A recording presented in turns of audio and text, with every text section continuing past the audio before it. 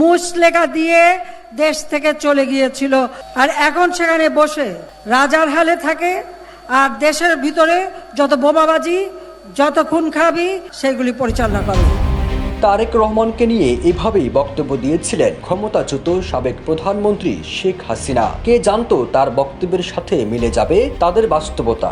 শেখ হাসিনার শাসনামলে একই বক্তব্য দিয়েছিলেন নিষিদ্ধ সংগঠন ছাত্রলীগ সভাপতি সাদ্দাম হোসেন।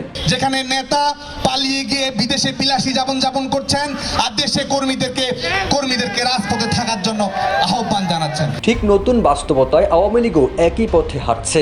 দলটির নেতারা বিদেশে বসে দেশে আন্দোলন ডাক দিয়েছে, যেখানে দলটির শীর্ষ নেতারা পালিয়ে গিয়ে বিদেশে বসে আরামায়েশে দিন পার করছে, আর কর্মীরা জীবনের ঝুঁকি নিয়ে দেশের ভেতরে আত্মগোপনে রয়েছে। ঠিক সে সময় তাদের জীবন আরো ঝুঁকিতে ফেলতে হরতাল অবরোধের ডাক দিয়েছেন ক্ষমতাচ্যুত শেখ হাসিনা। এমনটি মনে করছে আত্মগোপনে থাকা কর্মীরা। রিমোট কন্ট্রোল ডাকে আন্দোলন এদেশে হবে না।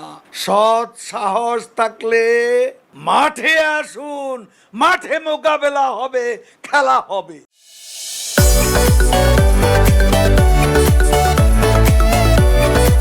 ওবায়দুল কাদেরের এমন বক্তব্য সামনে আসার পর নতুন করে আলোচনা শুরু হয়েছে। তৎকালীন সময় বিএনপিকে এই আহ্বান জানিয়ে বর্তমান প্রেক্ষাপটে আওয়ামী লীগ নেতারা কিভাবে বিদেশে বসে আন্দোলনে ডাক দেয়, এমন প্রশ্ন ছুড়ে দেয় নেটিজেনরা।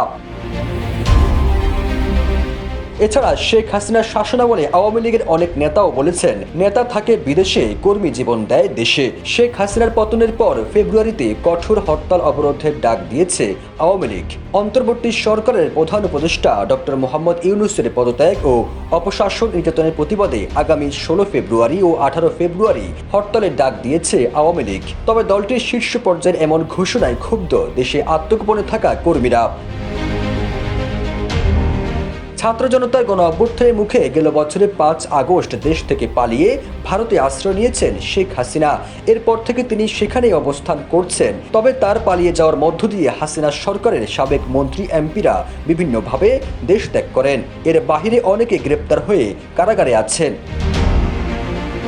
ফিরোজ আলম, জয় জয়দীপ।